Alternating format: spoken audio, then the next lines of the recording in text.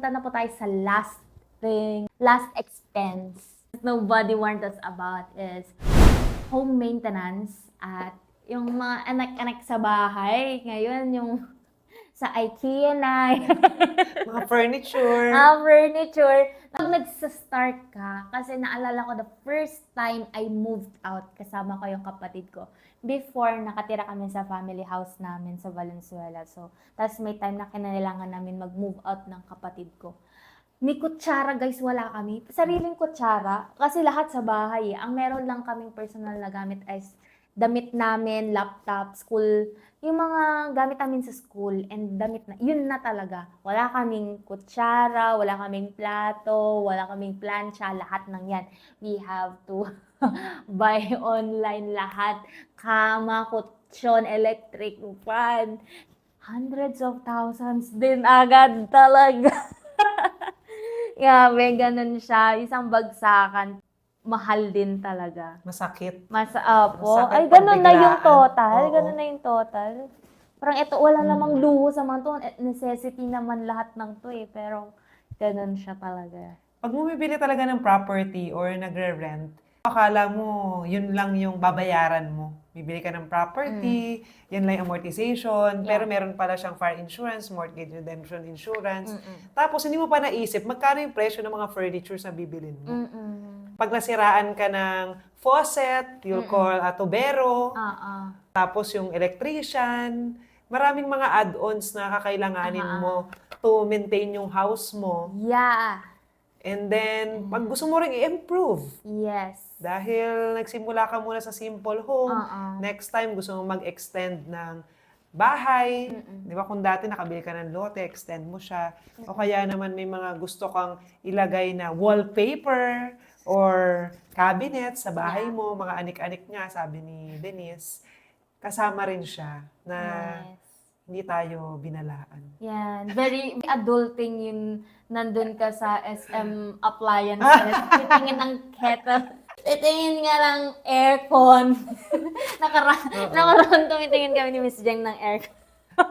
Sobrang init, di ba? So, kailangan din ng money for that. Pero, ang maganda is, tingin na ng good quality na tatagal. Saka, syempre, kailangan maging maingat na gamitin yung mga yun para sulit naman yung bayad. Hindi naman every month bumibili na lang same appliance. Until such time na ikaw na talaga yung bumili Yeah. nung appliance na yun, nung gamit na yun, dun ka lang masyashock. Yes. Na ganito pala. Oh, sabay pa tayo. Relate na rin po ako. Ganito pala yung presyo. Ganito pala presyo ng aircon. Tapos ng ref. Di ba? Ng mga Tapos, gagamitin. yung sa aircon, saka ko lang nalaman, may mga 1 HP pa pala, yung mga horsepower, nagdepende kung gaano kalaki yung space sa bahay nyo. Doon nakadepende kung ano yung HP ng aircon na bibili. Hindi pala sila same. Depende pa kung split type. Oo. Inverter, ganyan. Introvert lang po. Yan. So, I guess in conclusion sa mga sinabi natin, adulting takes responsibility talaga. And though overwhelming siya, we're not called to be perfect adults, diba? Wala namang perfect. Pero maganda na we gain wisdom from other people, from the information available. And hanggat kaya nating mag-prepare. And also, di ba nakita natin yung financial sides kasi yung mga to, kasi nga expenses. So, maybe yung expenses na to bigger pa than our capacity. Instead na overwhelmed dahil parang, ano ba yan? Napakalalaki naman ng mga yan. Saan ako magsisimula? Hindi ko yan kaya. It's a challenge for us to grow in our sense of responsibility and also our personal capacity.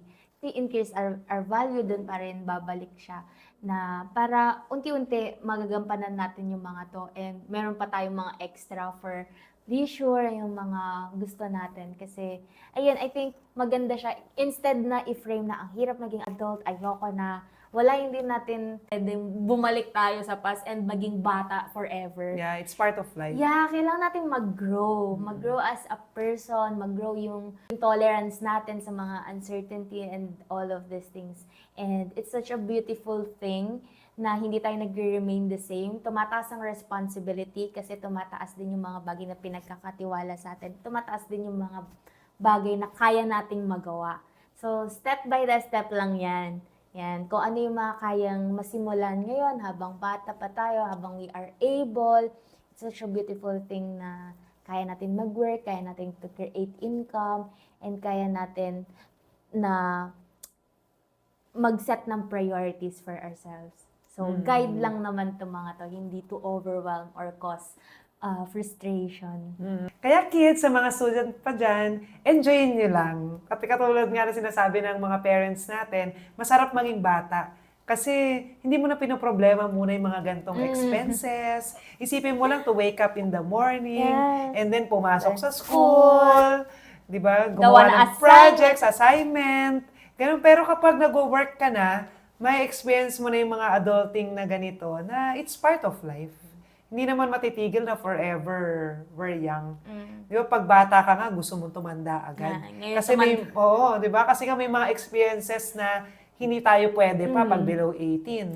Tapos may mga bagay na gusto kang gawin and gusto mong mabili na hindi sa atin ma-provide pa ng ating parents. Kaya gusto mo, pag mag-work ka, mabili mo itong mga ito. At least dito, nabigyan ka ng idea sa some of the things na if-face mo, dahil pinanood mo to, na-warn ka na namin about na...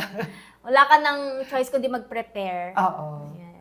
Wag nang antayin na maka-experience tayo ng mga uncertainties in life. Yes. Na parang you wish mo na sana nag-prepare na lang ako. Sana nag-save ako.